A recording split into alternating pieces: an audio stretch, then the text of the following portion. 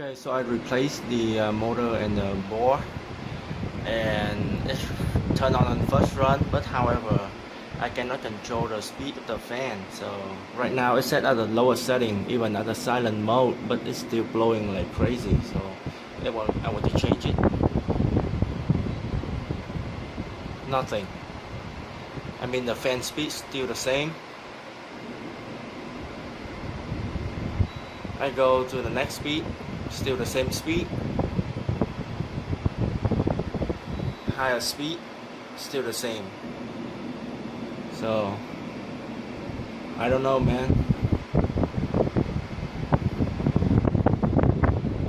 So what's wrong with it?